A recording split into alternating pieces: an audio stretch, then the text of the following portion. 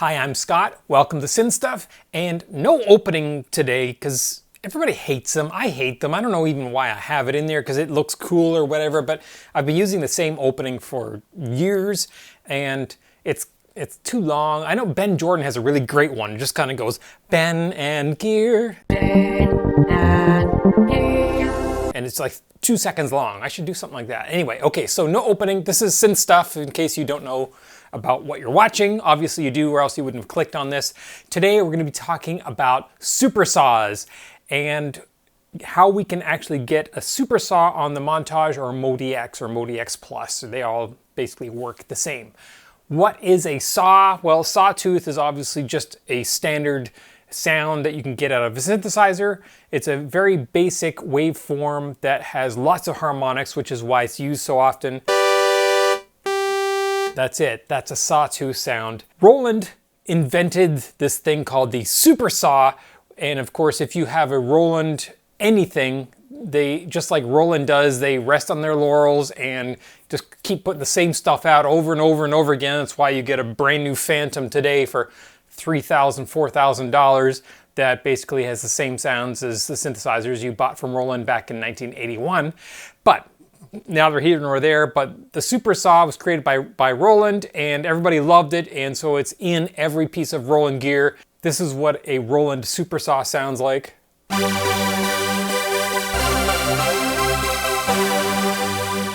That is a Roland, actually it's the native System 8 engine, and it's just a simple Supersaw that I created. In fact, the System 8 has a Supersaw oscillator built into it. So that is what a Supersaw sounds like.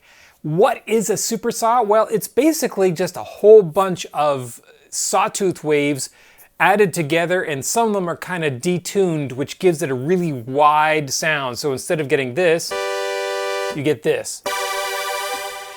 Some of their synthesizers, like the Gaia, which you can't see because it's covered up over there, they have a Supersaw, but they don't have oscillators per se. It's actually sample based. So what they did is they actually sampled a Supersaw oscillator, and that's what you get in a Gaia. So it plays back, it is a Supersaw waveform, but it's one that's actually sampled from another one of the Roland instruments.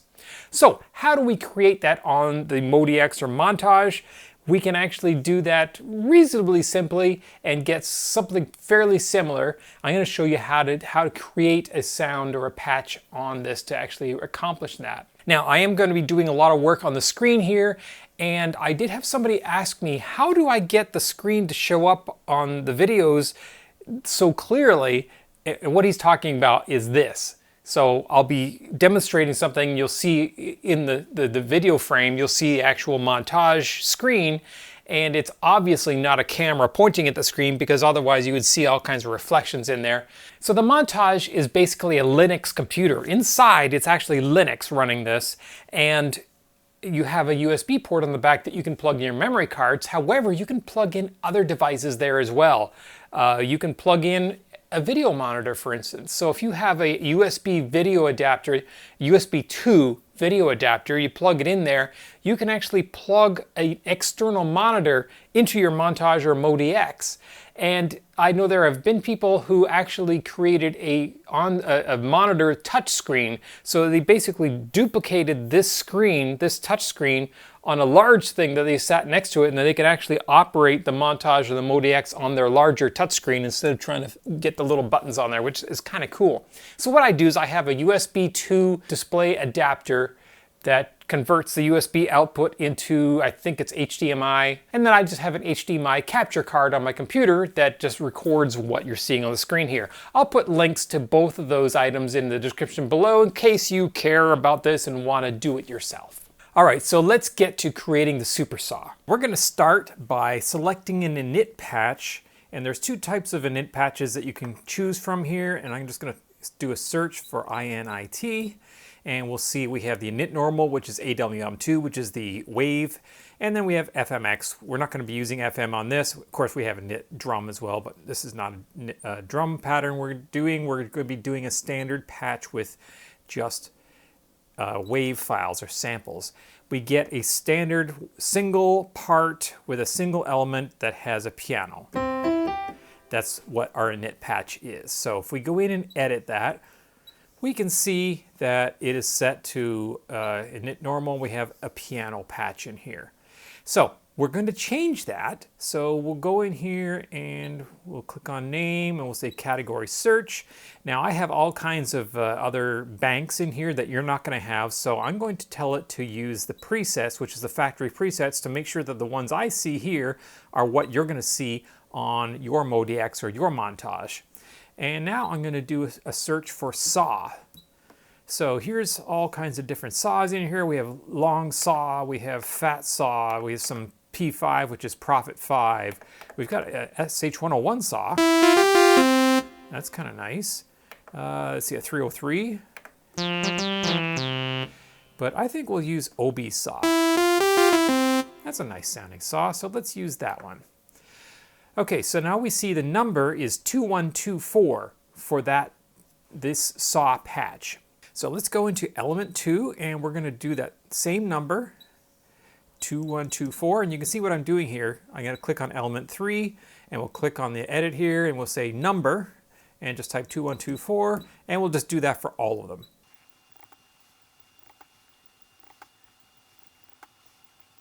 All right, so now we've loaded the same analog patch into all elements 1 through 8. Now if we click on all here, I'm going to see that only the first one's switched on, so let's switch on all of them.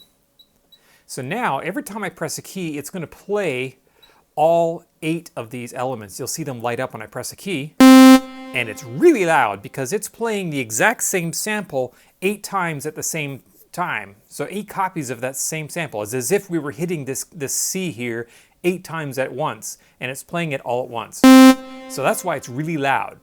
What we're going to do is go back into our all setting here, and we're just going to bring down, we'll go over here to balance, and we'll see we have a level, and it's set to 127 for all of them. So let's bring that down to, I don't know, let's say, how about 80? And we'll just do the same for all, and I can just click twice there, and I can just type in the number rather than dialing it for each of these, which is going to take a while. Okay, so now if I press a key, it's not quite as loud as it was before.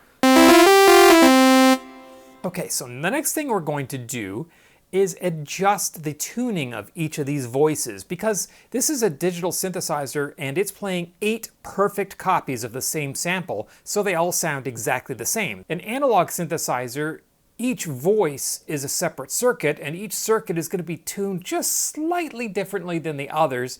So in order to simulate that, we'll start with the second voice and we'll move that one down maybe 22, and this one up, and then this one down a little bit, and then this one up a little bit, and then this one down here, and then this one up here, and you know, whatever. So we've made a bunch of different changes. Now if I press a key, you can hear there's some detuning in there, and it's actually kind of a little bit much. I think it might be 28 is probably too much. So let's bring that down.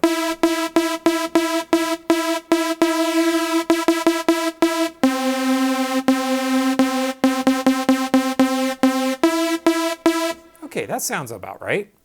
And I do hear that the attack is a little bit hard on that, so let's just bring the attack up a little bit. And maybe a little bit of release as well. Okay, so that's all right. Now let's bring some stereo into it. So we're going to pan each of these voices out a little bit, left and right. And again, we'll just do it kind of randomly.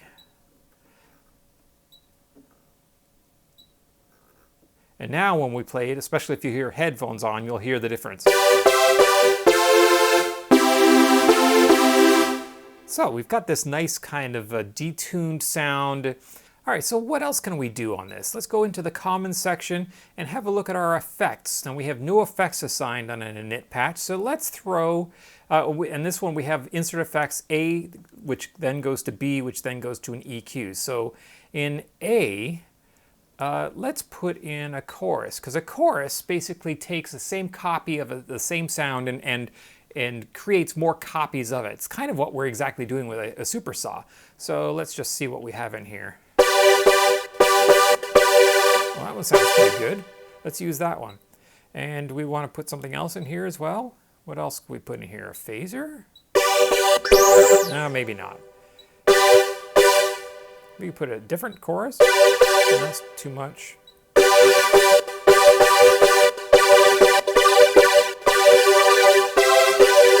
don't know, maybe we don't need a second insert. Let's just leave it with a single chorus. However, we will go into the EQ section and we'll just boost up that top end, because if we listen to the Roland Supersaw, you can hear it's a lot more airy sound to it. So let's bring up some.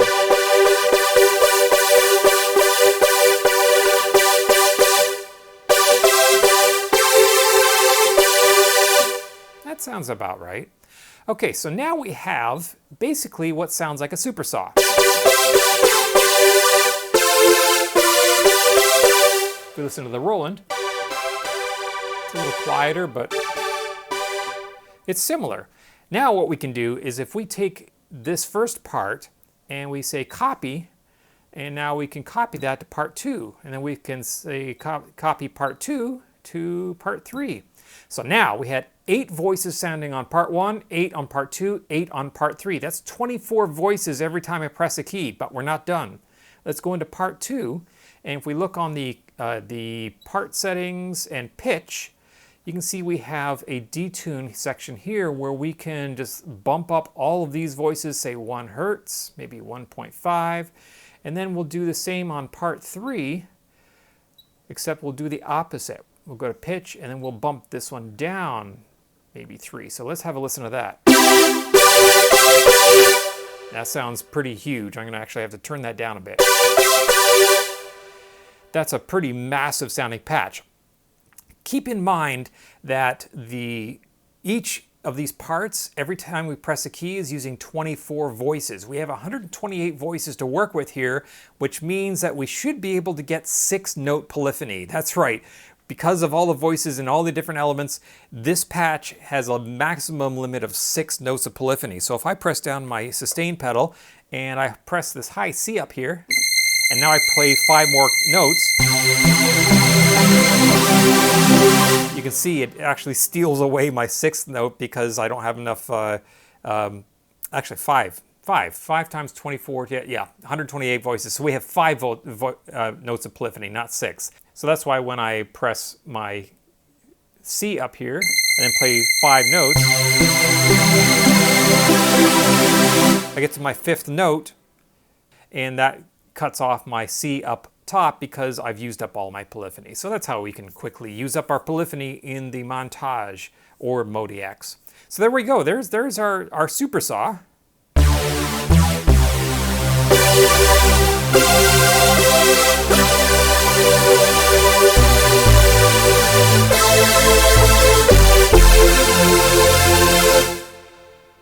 That's it. Supersaw.